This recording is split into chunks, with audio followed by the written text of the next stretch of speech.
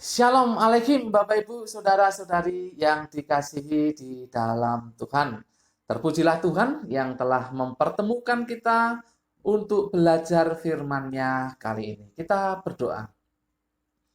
Bapa, dalam nama Tuhan Yesus, terima kasih untuk waktu ini. Kami akan belajar firman-Mu.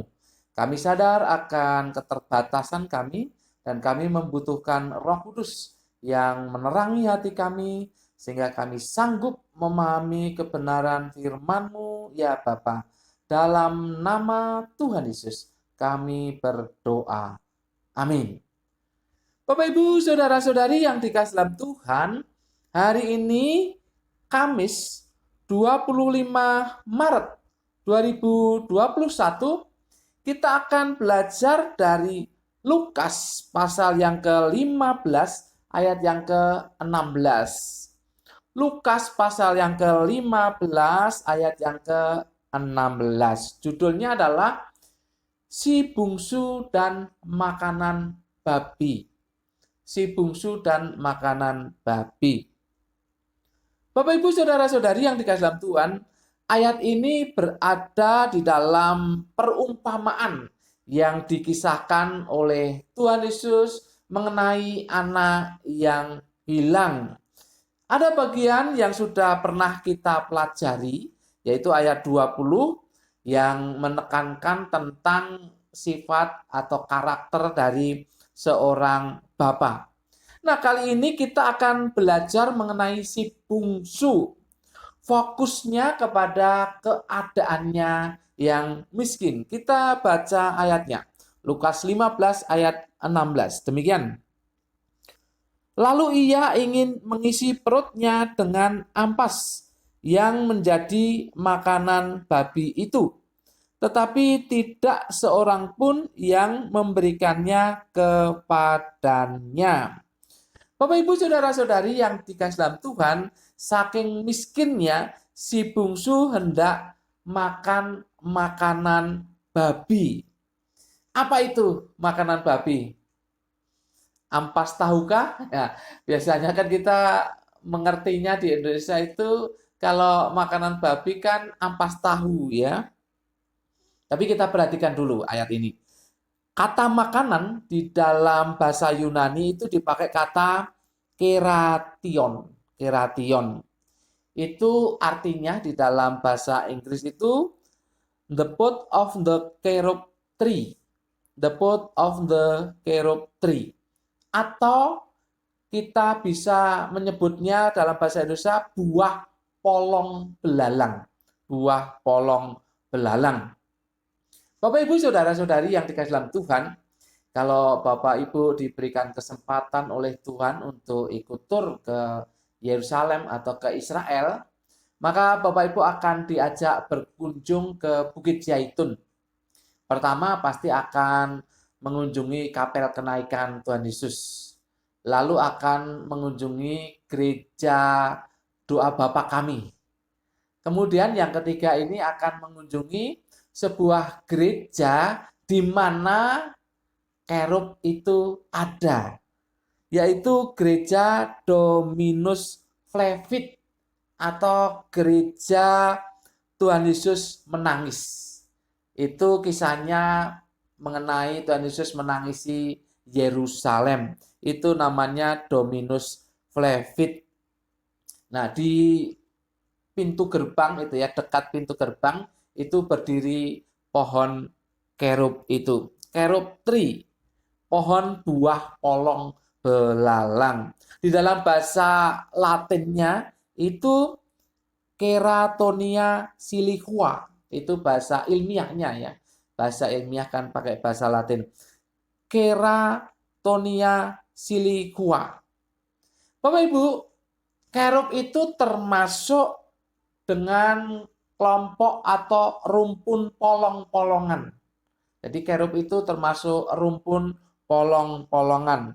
Makanya disebut sebagai buah polong belalang. Buah ini modelnya itu seperti petai itu ya, atau petai Cina. Jadi ada biji-biji yang berjajar. Biji-biji yang berjajar dalam satu tempat itu ya. Itu dalam satu buah itu biji-biji berjajar, dan di antara biji yang berjajar itu ada daging buahnya. Ada daging buahnya. Bapak Ibu saudara-saudari yang dikasih dalam Tuhan, nah daging buahnya ini manis rasanya. Walaupun tidak semanis madu ya. Ini manis, tetap manis ya. Nah, oleh penafsir ya, beberapa penafsir atau bahkan juga lokal guide di sana mengatakan bahwa yang dimaksud dengan sedikit madu itu ya buah polong belang-belang ini. Kita baca dulu Kejadian pasal yang ke-43 ayat yang ke-11. 43 ayat yang ke-11. Demikian. Lalu Israel, ayah mereka, berkata kepadanya, jika demikian, perbuatlah begini. Ambillah hasil yang terbaik dari negeri ini dalam tempat gandummu, dan bawalah kepada orang itu sebagai persembahan sedikit balsam dan sedikit madu, damar dan damar ladan, buah kemiri dan buah badam, sedikit madu. Ya, sedikit madu ini kerup atau buah polong belalang karena rasanya manis. Rasanya manis. Tapi kalau kita perhatikan pada zaman Tuhan Yesus, oleh orang Yahudi, kerup ini termasuk salah satu makanan ternak. Ya, dijadikan makanan ternak pada zaman Tuhan Yesus. Nah, ternak yang dimaksud di sini adalah babi. Tentu yang beternak ini bukan orang Yahudi, karena orang Yahudi ya mungkin dia memiliki tetapi dia tidak beternak babi, karena babi itu kan najis ya. Mungkin orang-orang yang tinggal di situ, orang asing yang sudah menjadi orang Yahudi dalam arti proselyt, yaitu Yudaism gitu ya. Tetapi mereka tetap saja memelihara ternak ya. Salah satunya adalah ternak babi. Oleh sebab itu ternak babi biasanya berada di luar ya, di luar. Nah, Bapak Ibu saudara-saudari yang dikasih dalam Tuhan, perumpamaan yang disampaikan oleh Tuhan Yesus ini ada orang kaya. Orang kaya yang memelihara babi. Sehingga ketika si bungsu itu kelaparan, dia bekerja pada orang kaya itu untuk menjaga babi, dan dia lapar dan dia ingin makanan babi itu. Nah, mungkin kita tadi berpikir ampas tahu seperti ampas tahu. Ya enggak, ya itu jorok banget kalau mau dimakan. Ini salah satunya adalah buah polong belalang. Jadi kalau si bungsu ini menginginkan makanan babi, itu berarti yang dimaksud di sini adalah buah polong belalang. Buah polong belalang. Bapak Ibu saudara-saudari yang dikasihi di dalam Tuhan, maka dari itu dia ingin mengisi perutnya dengan buah polong belalang. Tetapi rupanya tidak ada orang yang memberikan itu, memberikan buah polong belalang kepadanya. Mari kita kembali ke ayat kita, yang di situ dikatakan bagaimana si bungsu itu sudah melarat. Tapi pertanyaannya, kenapa dia bisa melarat? Bapak Ibu saudara-saudari yang dikasihi dalam Tuhan, konteksnya jelas menjelaskan kepada kita karena si bungsu ini tidak bijak di dalam menggunakan hartanya. Dia tidak bijak di dalam menggunakan hartanya. Dia sudah memperoleh harta warisan dari orang tuanya, dari ayahnya. Itu tentu tidak sedikit karena ayahnya adalah orang yang kaya. Bapak Ibu, tetapi si bungsu ini tidak bijak di dalam menggunakan hartanya. Bukannya untuk modal usaha begitu, tetapi malah berfoya-foya, hidup foya-foya. Nanti Bapak Ibu baca ya dengan serius ayat firman Tuhan di bagian ini. Dia malah hidup foya-foya. Yang namanya hidup foya-foya itu ya melebihi dari, ya kalau makan berarti makan yang terlalu mewah, banyak. Kalau pakaian ya seperti itu. Itu foya-foya, menghabiskan hartanya. Sekali lagi bukannya dipakai untuk modal usaha, dia justru hidup berfoya-foya. Dan juga dia salah memilih di dalam memilih teman. Kita baca ayat yang ke-30 demikian. Tapi baru saja datang anak bapak yang telah memboroskan harta kekayaan bapak bersama-sama dengan pelacur-pelacur. Maka bapak menyembelih anak lembu tambun itu untuk dia. Ini protesnya dari si sulung ya. Nah, di situ disebutkan dengan pelacur-pelacur. Berarti salah pilih teman. Saya yakin tidak hanya dengan orang-orang yang disebut ini, pasti ada teman-teman yang lain. Karena toh dia punya banyak harta. Dia punya banyak harta, pasti banyak teman. Karena Alkitab mengatakan ya di mana ada harta, di situ ada teman, ya, ada teman. Jadi tentu banyak teman yang lain selain ini yang disebut sangat kasar di sini, pelacur-pelacur. Jadi dia salah memilih teman. Itulah sebabnya kemudian dia kehabisan hartanya dan menjadi melarat, menjadi miskin. Jadi ini salah dia, salah dia. Hartanya banyak, karena dari ayahnya tentu banyak. Tapi dia gunakan untuk foya-foya. Dan dia salah memilih teman, maka habislah hartanya. Akhirnya dia menjadi miskin. Bapak, Ibu, Saudara-saudari yang dikasihi di dalam Tuhan, apa yang bisa kita terapkan di dalam kehidupan kita mengenai ayat ini? Secara jasmani, mari kita bersyukur atas berkat Tuhan yang Tuhan berikan kepada kita.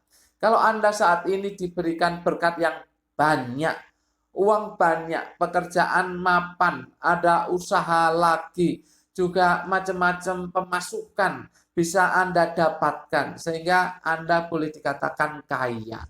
Maka bersyukurlah, bersyukurlah.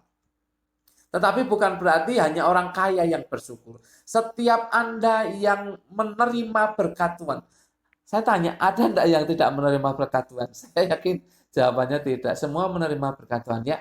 Jadi setiap kita, setiap Anda yang menerima berkat Tuhan seberapapun itu, bersyukurlah, bersyukurlah.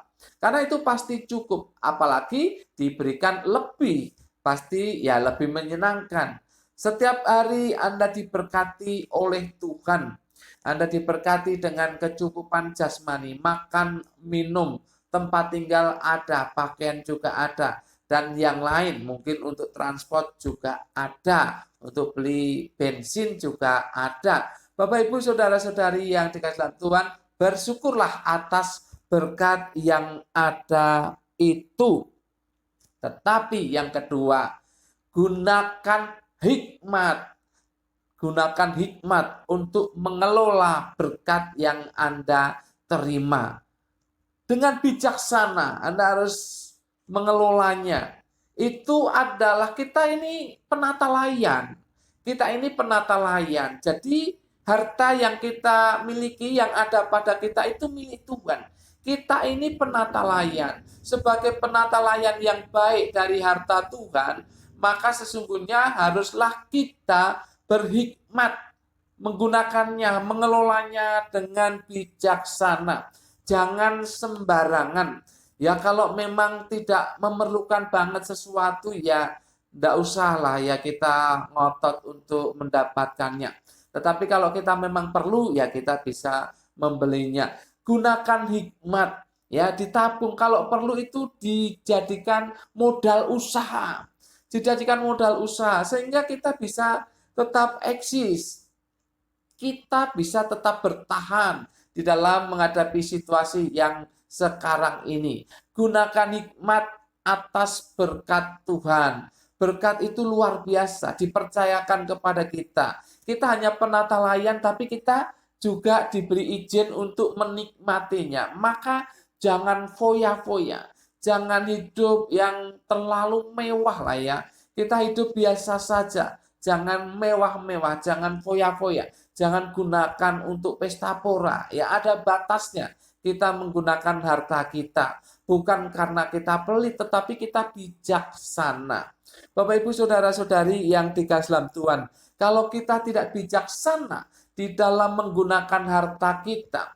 Maka kalau kejadiannya seperti si bungsu, itu jangan salahkan Tuhan, jangan salahkan orang lain, salahkan diri sendiri yang tidak bijaksana di dalam menggunakan harta. Itu akan mengakibatkan ya penderitaan. Penderitaan itu akibat kesalahan kita sendiri, bukan siapa-siapa, bukan yang lain, tapi kita sendiri yang tidak bijak di dalam menggunakan harta. Itu secara jasmani. Secara rohani, Bapak Ibu, jangan sia-siakan anugerah Tuhan. Bukankah Tuhan sudah mau wariskan anugerah bagi kita? Jangan sia-siakan. Juga jangan sia-siakan talenta, karunia yang sudah Tuhan berikan melalui rohnya yang kudus, diberikan kepada Anda dan saya. Jangan sia-siakan. Jangan sia-siakan semua pemberian Tuhan itu dalam hal karunia, anugerah, ataupun juga talenta. Jangan sia-siakan. Bapak, Ibu, saudara-saudari yang dikasihi dalam Tuhan, kalau kita menyia-nyiakan talenta kita, karunia kita, menyia-nyiakan anugerah Tuhan, maka kita akan mengalami kemerosotan rohani. Kita menjadi orang yang miskin secara rohani. Bapak, Ibu, saudara-saudari yang dikasihi dalam Tuhan, oleh sebab itu, mari kita pergunakan apapun yang Tuhan berikan kepada kita. Entah karunia, talenta itu 2, 3, 4, ya, itu terserah Roh Kudus sendiri. Tetapi itu harus dipergunakan supaya iman kita menjadi semakin kuat, supaya rohani kita menjadi semakin teguh, semakin mantap, sehingga kita tidak tergoyahkan dalam keadaan yang seperti ini. Jadi perhatikan di sini, kalau si bungsu menyia-nyiakan warisan yang dari bapaknya, maka jangan ditiru.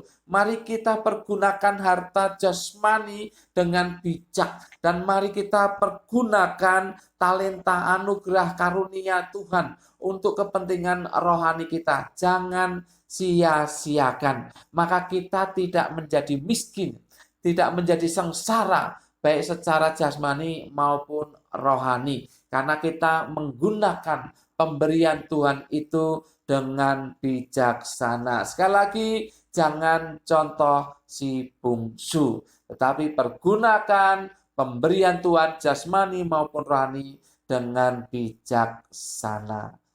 Amin. Mari kita berdoa. Bapa, dalam nama Tuhan Yesus kami bersyukur untuk pelajaran ini. Kami berdoa kiranya Tuhan yang akan menolong kami, Roh Kudus yang akan menolong kami untuk melakukannya. Biarlah kami memanfaatkan harta yang Tuhan berikan kepada kami dengan bijak. Juga talenta, anugerah yang Tuhan berikan kepada kami tidak sia-siakan. Sehingga baik jasmani maupun rohani kami tetap eksis, tetap kuat. Iman kami tetap teguh menghadapi situasi yang sekarang ini. Terima kasih Bapak. Mampukan kami untuk menjauhi sikap si bungsu yang menyia-nyiakan harta dari bapaknya. Terima kasih di dalam nama Tuhan Yesus. Kami berdoa dan mengucap syukur. Semua yang percaya katakan amin. Tuhan memberkati Bapak Ibu Saudara-saudari senantiasa.